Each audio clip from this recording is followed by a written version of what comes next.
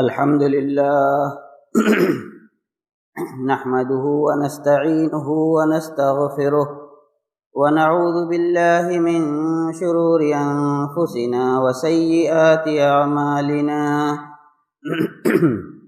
من يهده الله فلا مضل له ومن يضلل فلا هادي له وأشهد أن لا إله إلا الله وحده لا شريك له وأشهد أن محمدًا عبده ورسوله أرسله بالحق بشيرا ونذيرا بين يدي الساعة فمن يطع الله ورسوله فقد رشد ومن يعصيهما فإنه لا يضر إلا نفسه ولا يضر الله شيئا.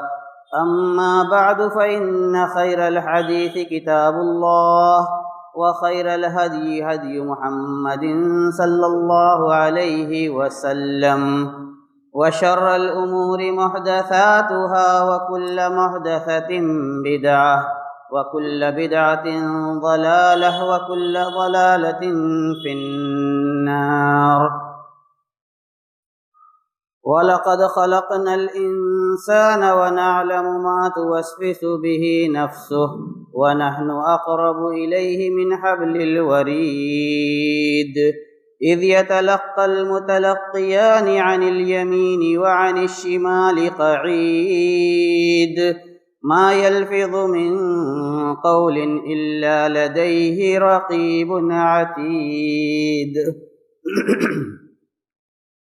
وقال جل شأنه بسم الله أفمن يعلم أنما أنزل من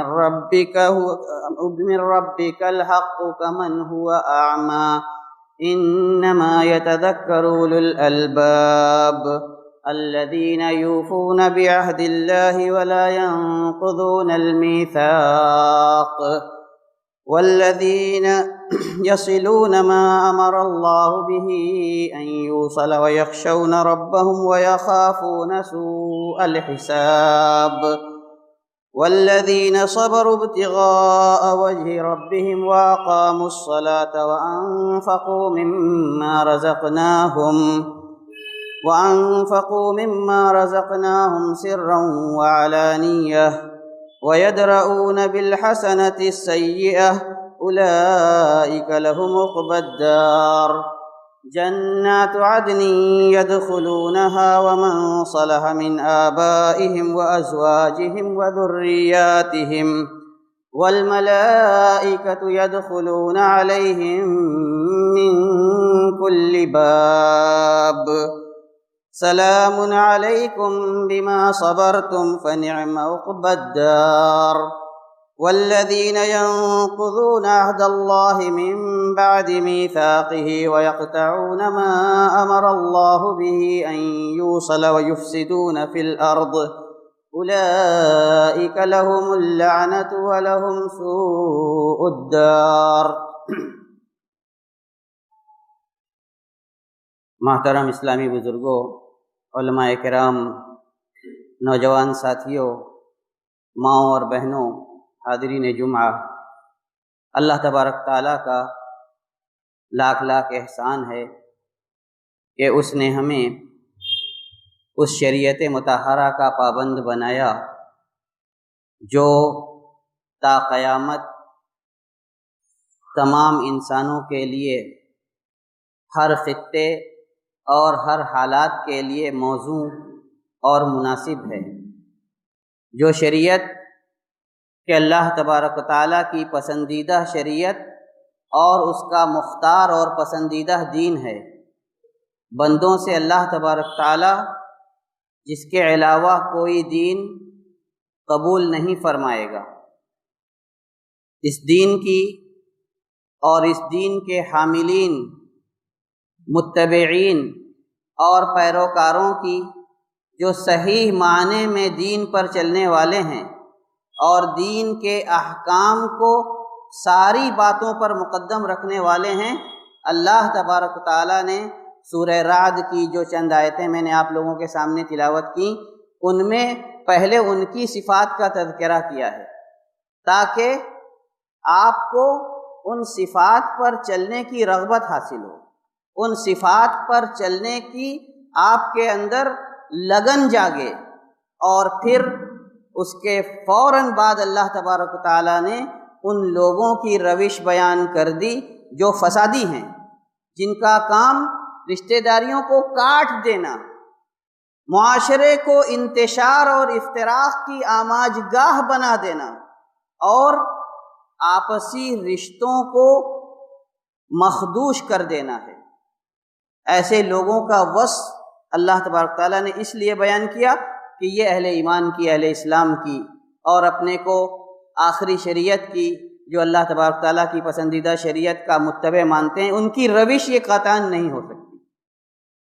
اللہ تبارک تعالیٰ ارشاد فرماتا ہے، اور بات کی ابتدا میں اللہ تبارک تعالیٰ فرماتا ہے کہ أَفَمَنْ يَعْلَمُ أَنَّمَا أُنزِلَ إِلَيْكَ مِنْ رَبِّكَ الْحَقُّ كَمَنْ هُوَ أَعْمَى، کہ کیا وہ شخص جو یہ جانتا ہو کہ جو کچھ آپ پر صلی اللہ علیہ وسلم آپ کے رب کی جانب سے نازل کیا گیا ہے وہی حق ہے، اور ایک ایسا شخص جو اندھا ہو، جو بصیرت سے محروم ہو، دونوں برابر ہو سکتے ہیں؟ انما یتذکر اولو الالباب، جن کو اللہ تبارک تعالیٰ نے عقل سلیم اور فہم صحیح عطا کی ہے، وہی لوگ غور و فکر کر سکتے ہیں۔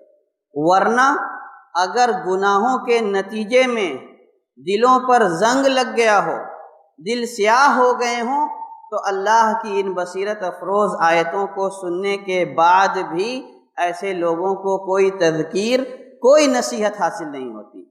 اللہ تبارک تعالیٰ آگے فرماتا ہے الذین یوفون بعہد اللہ، جو لوگ اللہ کے عہد کو نبھاتے ہیں، ولا ینقضون المیثاق، اور اللہ سے کیے گئے عہد کو نہیں توڑتے ہیں، بندوں سے بھی جو میثاق، جو پیمان، جو وعدہ وہ کرتے ہیں ان کو بھی پورا کرتے ہیں، یعنی جو حقوق اللہ اور حقوق العباد دونوں میں بالکل پختہ ہیں۔ کیسے ہیں وہ لوگ؟ والذین یصلون، جو ان لوگوں کی صفت ہے، وہ لوگ کیا کرتے ہیں؟ والذین یصلون ما امر اللہ بہ ان یوصل، جن رشتہ داریوں کو جوڑنے کا اللہ تبارک تعالیٰ نے حکم دیا ہے، وہ ان رشتہ داریوں کو جوڑتے ہیں۔ وَيَخْشَوْنَ رَبَّهُمْ، رشتہ داریاں، صلہ رحمیاں کرنے کے باوجود بھی وہ اپنے رب سے خوف اور خشیت میں مبتلا رہتے ہیں۔ وَيَخَافُونَ سُوءَ الْحِسَابِ، اور برے حساب سے، حساب کی سختی سے، حساب کے مناقشے سے، اللہ کی گرفت سے ڈرتے رہتے ہیں۔ اور والذین صبروا ابتغاء وجہ ربہم، جو لوگ اپنے رب کی مرضی، اپنے رب کی خوشنودی اور رضامندی کے حصول کے لیے اس کی اطاعت پر، اس کی عبادت پر، اس کی فرما برداری پر، اس کے احکام کو بجا لانے پر مضبوطی کے ساتھ جمے رہتے ہیں۔ اور وَأَقَامُوا الصَّلَاةَ،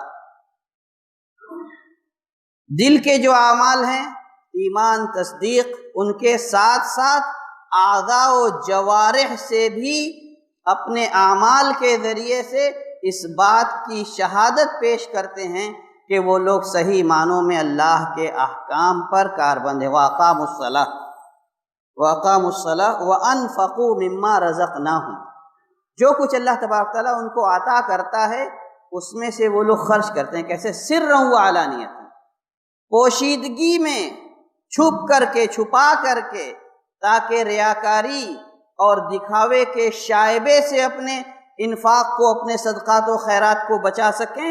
وعلانیۃً، لوگوں کے سامنے بھی، دکھلا کر کے بھی، دکھاوے کی نیت سے نہیں بلکہ دوسروں کو بھی ان نیک اعمال کی طرف راغب کرنے کی نیت سے، تاکہ ان کا دیکھ کر کے دیگر لوگوں کو بھی یہ رغبت پیدا ہو کہ اللہ کے راستے میں انفاق کریں، اور انفاق کی جو فضیلت ہے، انفاق کے نتیجے میں اللہ تبارک تعالیٰ جو اجر و ثواب سے نوازتا ہے، اس میں وہ اپنے دوسرے بھائیوں کو بھی شریک کر سکیں، اور یہی نصح لکل مسلم کا تقاضا ہے کہ ہر مسلمان کے ساتھ خیر خواہی چاہی جائے۔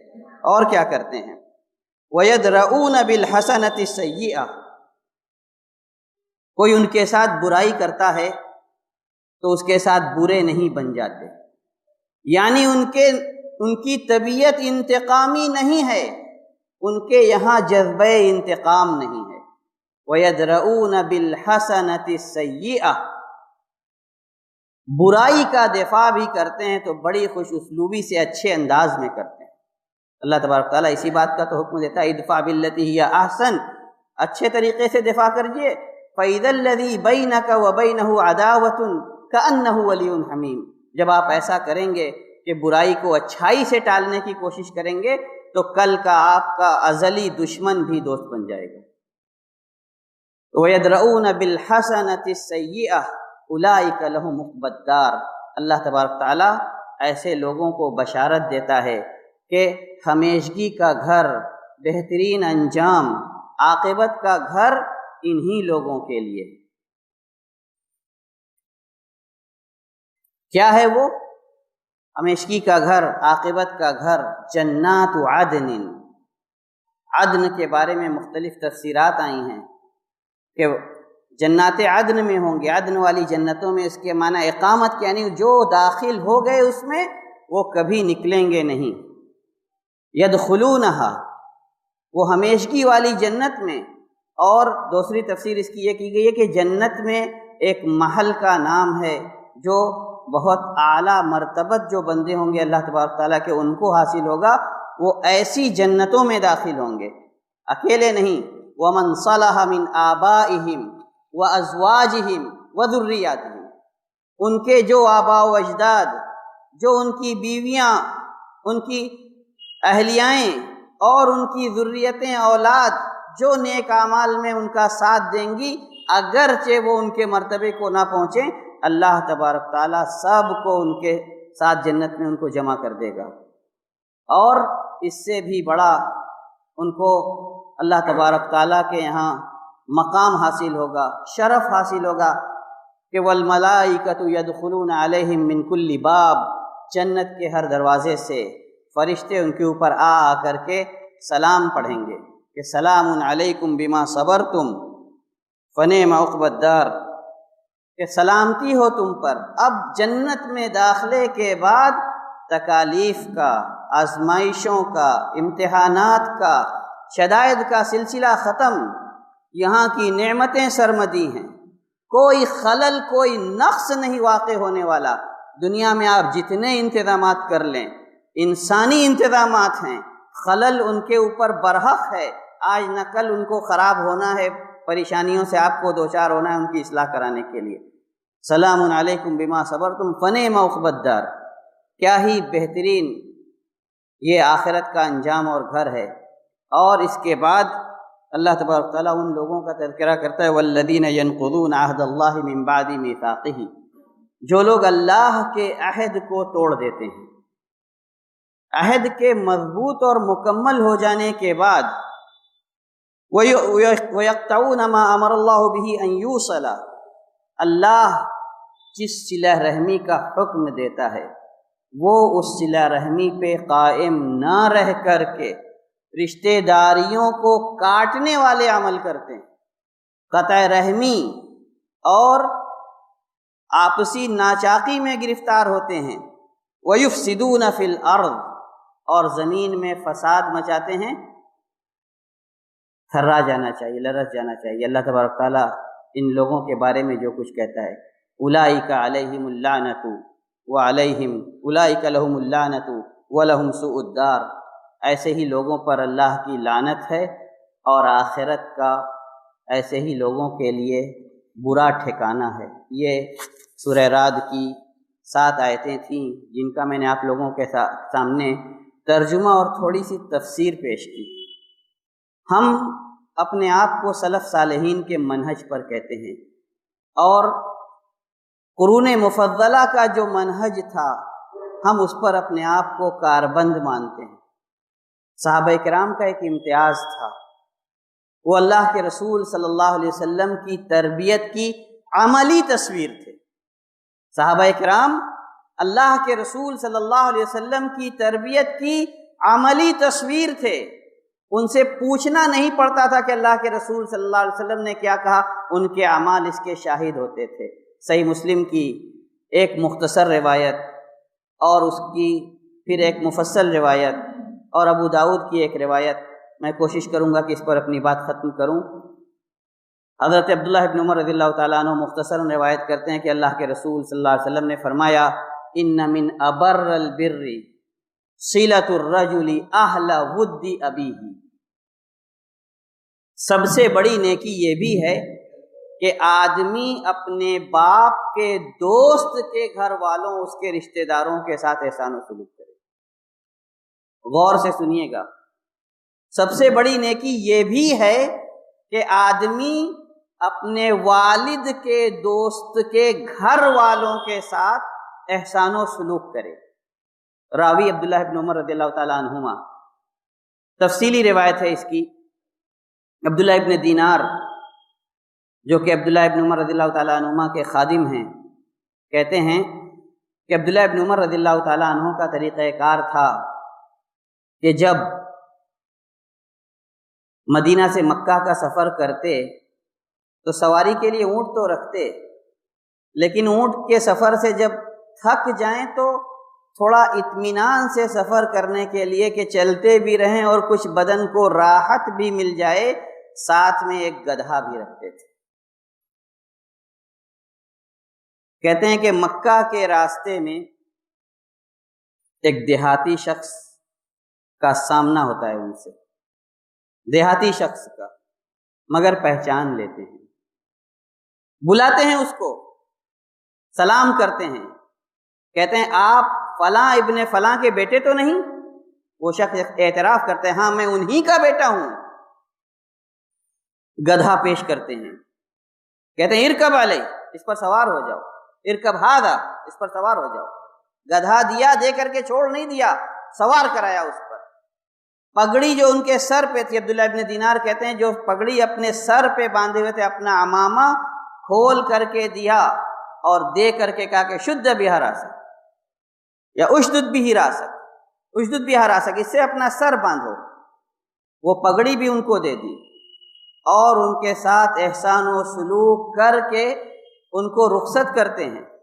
لوگوں کو حیرت ہوتی ہے، سفر کا معاملہ ہے، اپنی آسائش کے لیے یہ گدھا ساتھ رکھا تھا کہ اونٹ پر بیٹھتے بیٹھتے تھک جائیں گے تو تھوڑی دیر گدھے پر سفر کر لیں گے، گدھا دے دیا.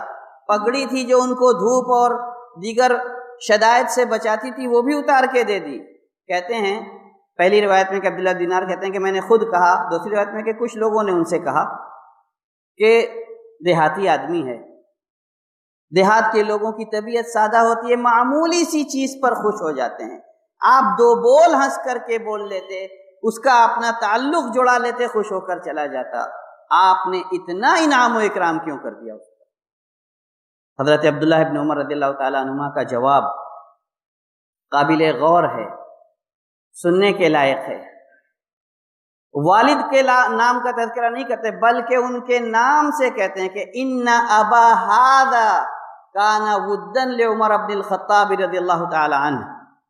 اس کا بابا جو تھا وہ عمر ابن الخطاب کا دوست تھا. یہ نہیں کہتے میرے والد کا دوست تھا، عمر ابن الخطاب کا دوست تھا. خلیفہ زادے ہیں، شہزادے ہیں، اور ایک دیہاتی کو پہچانتے ہیں اس ناطے سے کہ والد کے دوست کا بیٹا ہے، اور یہ انعام و اکرام کرتے ہیں اور کہتے ہیں کہ یہ میرے والد کے دوست کا بیٹا ہے. وَإِنِّي سَمِعْتُ رسول اللہ، ہم بھی سنتے ہیں. یہیں پر میں خاص توجہ چاہوں گا. اس کے بعد کہتے ہیں کہ میں نے اللہ کے رسول صلی اللہ علیہ وسلم کو فرماتے ہوئے سنا ہے کہ ان من ابر البر صلۃ الرجل اہل ود ابی، کہ سب سے بڑی نیکی یہ بھی ہے کہ آدمی اپنے والد کے دوست کے گھر والوں کے ساتھ احسان و سلوک کرے، اچھا سلوک کرے. یہ عملی تصویر تھی. وہ سنتے تھے، عمل کرتے تھے.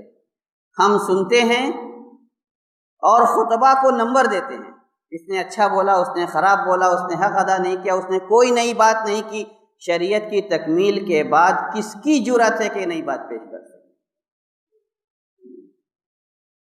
ابو داؤد کی جو روایت میں نے کہا تھا کہ پیش کروں گا، اس کی سند پر علماء کرام نے کلام کیا، لیکن ہر ٹکڑے کی شہادت ہے۔ کچھ لوگوں نے اس کی توثیق کی ہے، کچھ لوگوں نے اس کو سنداً ضعیف کہا ہے، لیکن اس میں وارد ہر ٹکڑے کی دیگر صحیح روایات سے شواہد موجود ہیں۔ حضرت ابو اسید مالک ابن ربیعہ الساعدی رضی اللہ تعالیٰ عنہ کہتے ہیں کہ ایک دفعہ ہم لوگ اللہ کے رسول صلی اللہ علیہ وسلم کے ساتھ بیٹھے ہوئے تھے کہ بنو سلمہ کا ایک شخص آیا اور آ کر کے پوچھتا ہے کہ حل بقی من بر ابویہ شیء بعد موتہما، کہ کیا میرے والدین کی وفات کے بعد ان کے ساتھ احسان و سلوک کا کوئی راستہ بچا ہے؟ اللہ کے رسول صلی اللہ علیہ وسلم فرماتے ہیں نعم، الصلاۃ علیہما والاستغفار لہما وانفاذ عہدہما بعد موتہما یا بعدہما وصلۃ الارحام التي لا توصل الا بہما واکرام صدیقہما۔ بنو سلمہ کا وہ شخص آ کر کے پوچھتا ہے کہ میرے والدین کی وفات کے بعد ان کے ساتھ صلہ رحمی کا کوئی راستہ بچا ہے؟ اللہ کے رسول فرماتے ہیں کہ ہاں، ان کے لیے عام دعائیں کرنا، ان کے حق میں عام دعائیں کرنا، ان کے گناہوں کی مغفرت کی خاص طور سے دعا کرنا، جو عہد ان لوگوں نے اپنی زندگی میں اپنی اولاد سے کیا ہے، اولاد کو ان کو پورا کرنا، اللہ والد کا یا والدہ کا جو وعدہ ہو ان وعدوں کو نبھانا، اور ان رشتوں کے ساتھ صلہ رحمی کرنا۔ میں نے اسی لیے بات والد کے دوستوں سے شروع کی تھی، حدیث پہ لایا ہوں کہ کون سا رشتہ بچے گا؟ کیا کوئی رشتہ ایسا بھی ہے جو والدین کے علاوہ کسی اور طریق سے ہمارے پاس آئے؟ رشتہ ولا بچتا ہے، اسلام والا یا آزادی والا، وہ دونوں ہمارے معاشرے میں تو تقریباً نہ کے برابر ہے۔ وصلۃ الارحام التي لا توصل الا بہما، ان سارے رشتوں کے ساتھ صلہ رحمی کرنا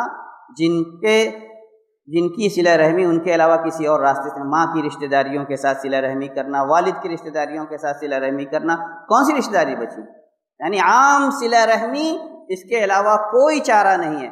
آپ نے سورہ رعد کی آیت پڑھی والذین یقطعون ما امر اللہ بہ ان یوصل، اللہ تبارک تعالیٰ کہتا ہے اولئک لہم اللعنۃ ولہم سوء الدار، کہ بدترین ٹھکانہ بھی ہے اور اللہ کی لعنت کے مستحق ہیں ایسے لوگ۔ وصلۃ الارحام التي لا توصل الا بہما واکرام صدیقہما، ماں باپ کے دوستوں کا اکرام کرنا، عزت کرنا، توقیر کرنا۔ میں نے کہا کہ صحابہ کرام عملی تصویر ہوتے تھے۔ عبداللہ ابن عمر رضی اللہ تعالیٰ عنہما کو ہی لیجئے، حضرت عمر رضی اللہ تعالیٰ عنہ کی وفات کے بعد ان کے اوپر قرض تھا، جس کی وصیت انہوں نے حضرت عبداللہ کو کی تھی کہ میرا وہ گھر جو مسجد نبوی کے سامنے ہے اور وہ زمینیں جو غابہ میں ہیں بیچ کر کے میرا قرض ادا کر دینا، اگر اس کے بعد بھی کم پڑے تو میرے قبیلے والوں کو، پھر فلاں قبیلے والوں کو، پھر پورے قریش سے کہنا کہ میرے قرض کی ادائیگی میں وہ لوگ حصہ بٹائیں۔ حضرت عبداللہ ابن عمر رضی اللہ تعالیٰ عنہما حضرت معاویہ سے اس گھر کو بیچتے ہیں۔ کچھ لوگوں نے کہا 28,000 قرض تھا، کچھ لوگوں نے کہا 86,000۔ 86,000 والی بات کو زیادہ لوگوں نے راجح قرار دیا ہے۔ وہ قرض ادا کرتے ہیں حضرت معاویہ سے اس مکان کو بیچ کر۔ اس قضائے دین عمر کے نتیجے میں اس کا نام ہی یہی پڑ گیا کہ دار قضاء دین عمر، بعد میں اس کو دار القضاء کہا جانے لگا، مشہور ہو گیا اس بات سے وہ گھر کے اسی کو بیچ کر کے حضرت عمر رضی اللہ تعالیٰ عنہ کا قرض ادا ہوا تھا۔ باپ کے قرض کی ادائیگی کی، اور اس کے بعد جب مال بچا تو اپنے بھائیوں اور بہنوں میں اس کو تقسیم کیا۔ یہ تھا انفاذ عہدہم۔ نیک بچہ جو والدین کے حق میں دعا کرے، یہ نیک بچہ نیک تربیت سے بنے گا، اور نیک تربیت یہ آپ کی ذمہ داری ہے۔ حسن بصری رحمۃ اللہ علیہ کے پاس ایک شخص آیا، اس نے آ کر کے کہا کہ میرے ہاں پیدائش ہوئی ہے، میں چاہتا ہوں کہ آپ نصیحت کر دیں میں کیسے اس کی پرورش کروں۔ آپ نے پوچھا کہ کب؟ انہوں نے کہا 1 ماہ ہو گیا۔ جواب دیا کہ فاتک القطار، ٹرین آپ سے چھوٹ گئی، لیٹ ہو گئے۔ بالکل ابتدائے صغر سے اچھی نشو و نما، اسلامی تربیت، تاکہ وہ آپ کے حقوق کو پہچانے اور آپ کے اس دار فانی سے جانے کے بعد آپ کے اعمال کی بقا کا ذریعہ بنے، صدقہ جاریہ کرے۔ آپ نے کوئی علم چھوڑا ہے تو اس کو لوگوں میں عام کرے، تاکہ آپ کا ثواب، آپ کی نیکیاں جاری رہیں اس طرح سے۔ تو یہ چند باتیں تھیں صلہ رحمی کے تعلق سے، آپسی رشتوں کو نبھانے کے تعلق سے، جن کے نتیجے میں اللہ تبارک و تعالی کی نصرت و حمایت اور اس کی مدد اور توفیق بندے کے شامل حال رہتی ہے۔ وہیں قطع رحمی کے نتیجے میں بندہ اللہ کی لعنت کا مستحق ہوتا ہے، اور اللہ تبارک و تعالیٰ نے اس کو روز قیامت بدترین بدلے کی، بدترین عقاب اور سزا کی وعید سنائی ہے۔ ہمیں اپنے اعمال کا جائزہ لینا چاہیے، معاشرے کی برائیوں پر نظر کرنی چاہیے اور معاشرے کی برائیوں کے مداوے میں اپنا حصہ بٹانا چاہیے۔ صلہ رحمی کیجیے۔ اللہ نے جب رحم کو پیدا کیا تھا تو اس نے کہا تھا کہ یہ تجھ سے پناہ مانگنے والے کا مقام ہے، تو کہا تھا اللہ نے کہ جی جو تمہیں جوڑے گا میں اسے جوڑوں گا، اور جو تمہیں توڑے گا میں اس سے اپنا ناتا توڑ لوں گا۔ اللہ سے رشتہ مضبوط کرنا ہے تاکہ ہمارے سارے حالات سدھر جائیں۔ تو سب سے پہلے آپسی رشتوں کو جوڑ کر کے اللہ تبارک تعالیٰ کو خوش کرنے کی کوشش کیجیے۔ اللہ تبارک تعالیٰ ہمیں اس کی توفیق دے، جب تک اس جہان فانی میں زندہ رکھے، ایمان اور اسلام کے ساتھ زندہ رکھے، اور جب ہمارے خاتمے کا وقت آئے تو حسن خاتمہ نصیب فرمائے۔ اقول قولی ھذا واستغفر اللہ لی ولکم ولسائر المسلمین من کل ذنب فاستغفروہ انہ هو الغفور الرحیم۔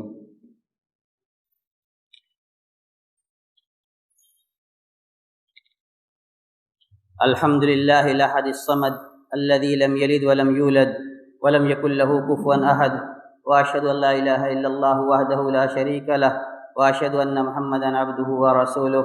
اما بعد، فاعوذ بالله السميع العليم من الشيطان الرجيم، بسم الله الرحمن الرحيم۔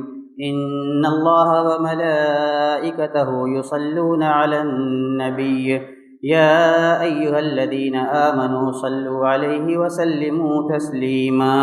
اللهم صل على محمد وعلى آل محمد كما صليت على إبراهيم وعلى آل إبراهيم إنك حميد مجيد۔